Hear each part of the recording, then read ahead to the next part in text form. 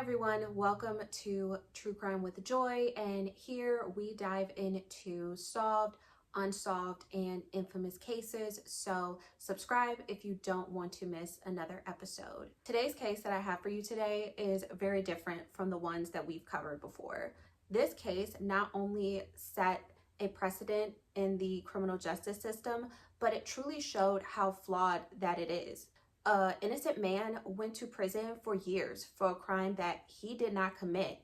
All the while, someone was out roaming free and was committing these brutal, heinous murders.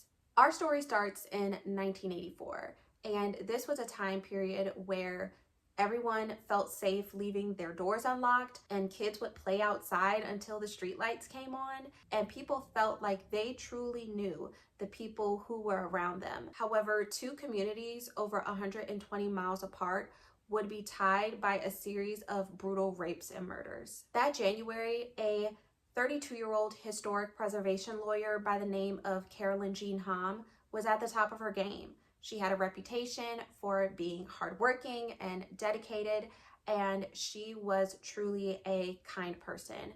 So when she didn't show up to work for 2 days in a row, people immediately got suspicious. The secretary at the law firm that Carolyn worked at decided that she was going to give Carolyn's best friend Darla a call and tell her, hey, Carolyn hasn't been here. She's missed several appointments, and we need you to do a welfare check on her to make sure that everything is okay. Darla makes the drive to Carolyn's Arlington home, which is about 13 minutes away from her job. She ends up recruiting a young man who lives in the neighborhood. Once they approach Carolyn's home, they notice some really strange things. Carolyn's blue Plymouth is still parked outside. And they also notice that her door is slightly ajar, which is odd because it had recently snowed. So it got to the point where the snow was actually spreading into the hallway of Carolyn's home. And once they get to the basement, they make a absolutely terrifying discovery. Carolyn Jean's body was found hanging from a water pipe. She had been strangled. Her hands and neck were bound with a Venetian blind cord. They also found DNA at the scene,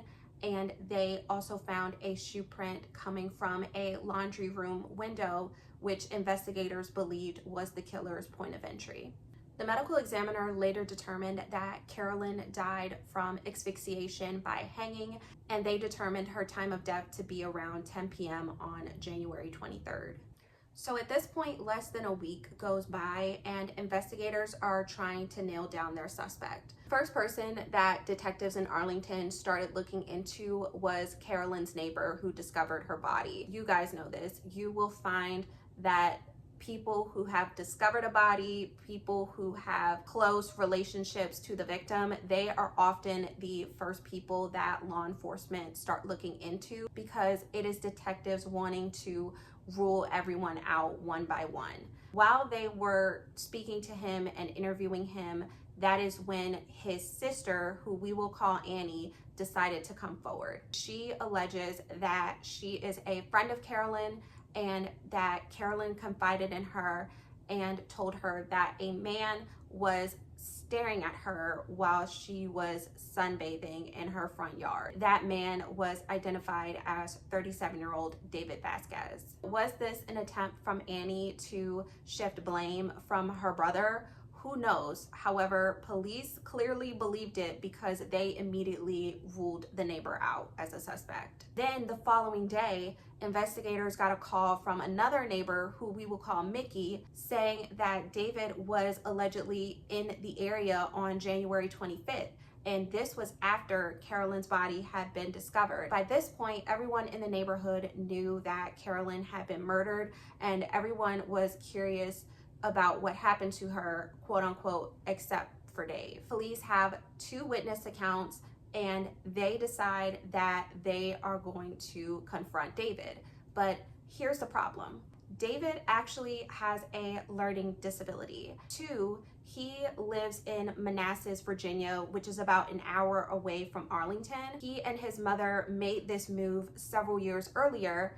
The other big issue is that David could not drive. On February 4th, they decided to take this drive to the Manassas McDonald's that David worked at, and they decided that they were going to take him in for questioning. You guys, this interrogation is going to piss you off. They had been talking to David for several hours. They asked him where he was on the night of Carolyn's murder, and he said that he was at home. That is when detectives started to switch up their tactic. They told him, your fingerprints were at the scene. They started giving him details from the crime. For example, the fact that she was tied with the Venetian blind cord, the fact that she was hanged. That is when Dave started repeating that information back as if it was his own statements. Then a few days later, on February 6th, they interviewed David again, and that is when he came forth with some disturbing dreams that he said he had been having about a woman that he had an encounter with and how she was making really strange requests that were deeply concerning to him. With all of that and with these confessions, they decided that they were going to arrest David and charge him with murder, rape, and burglary. So now we're in September of 1984. David is getting ready to go to trial for Carolyn's murder, and his attorneys are saying that they want his confessions thrown out. They said that he did not give them voluntarily. However, a Arlington Supreme Court judge ruled that 2 of the 3 confessions would be thrown out. However, the last one would be admissible in trial because of the fact that David had waived his Miranda rights. Also, a forensic analyst came forward and said that the hairs that were found on Carolyn's robe and some bed sheets also had similar characteristics to a sample of David's hair. The prosecution's case relied on a few things. One, they relied on the disturbing dreams that David had told authorities about during his initial interrogations. And then they also relied on those 2 eyewitness accounts. However, these eyewitness accounts were very questionable. Annie, she came forward after detectives in Arlington had interviewed her brother twice. And then when it came to Mickey's eyewitness testimony, several neighbors could not confirm that they saw David in the area as well. Also, there was an issue with the physical evidence. The DNA that they obtained from Carolyn's bed sheets and her robe did not match David.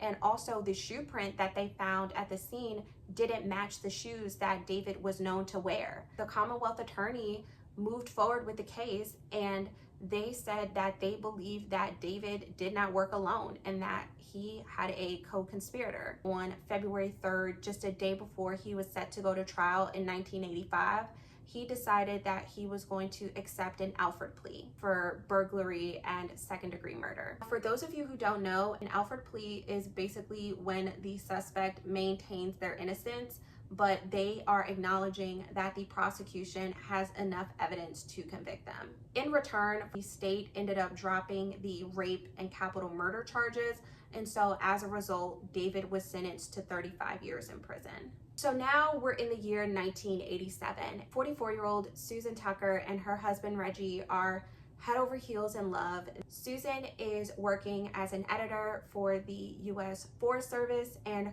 her husband Reggie is out of the country for a business trip, and these 2 are constantly on the phone with each other. They are constantly keeping each other in the loop. However, one day these calls stop.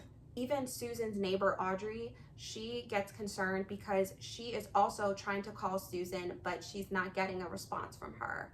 So one day she looks out and notices that Susan's bedroom window is actually open and it is cold outside. So this concerns her and she decides to call the police. So when police do their welfare check, that is when they make the horrifying discovery. Susan's body was found face down on her bed. She had been raped, strangled, and her hands and neck were tied with a thin white nylon cord. The medical examiner ruled that she had been dead between 4 to 5 days. Reggie was absolutely devastated by this. His wife was so sweet and soft-spoken, and he truly had no idea who would want to do this to her. Detective Joe Horgus, who was the lead detective on Susan's case, determined that the killer made their point of entry through a window, and he could not shake this feeling of deja vu. The way Susan's body was found was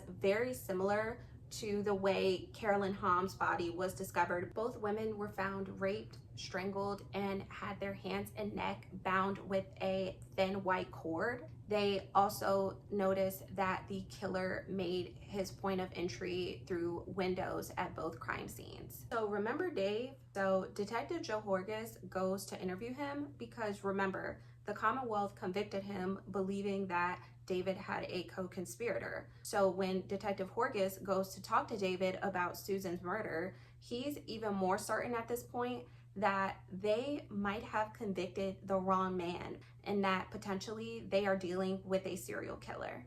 So at this point, Detective Horgus is asking around. He's trying to figure out if other jurisdictions are dealing with a similar situation. And that is when he learns in Richmond, the capital city, he learns that they are actually dealing with 3 brutal rapes and murders that happened in the Southside neighborhood. So now it is September 19th, 1987. A resident in Southside Richmond discovers a strange car parked outside of his home. He doesn't know whose car this belongs to, so he reports it to police. And then when officers respond, they discover that the car is actually still running and there is no driver in sight. When they run the plate, they learn that the car belongs to 35-year-old Debbie Davis. Debbie is an accounts manager at a local magazine. She was known for being a warm, kind-hearted person who was brutally honest, but she loved pop culture, especially books and Bruce Springsteen. She worked at a local bookstore at the Cloverleaf Mall to make some extra money. Authorities noticed that Debbie's car was found not too far from her apartment, so the patrol officer makes the trek to her apartment, and when they get inside, they make a terrifying discovery. Debbie's body was found on her bed laying face down. She was topless. She had on cut jean shorts. Her arms were bound with thick bootlaces, and her neck was wrapped around a vacuum cleaner tube attachment. Investigators determined that the killer had made his point of entry through a kitchen window that was opened and propped up a rocking chair to be able to get inside. Ray Williams, who was the lead detective in Debbie's case, was determined that the killer was somebody who was very methodical and had clearly done this before.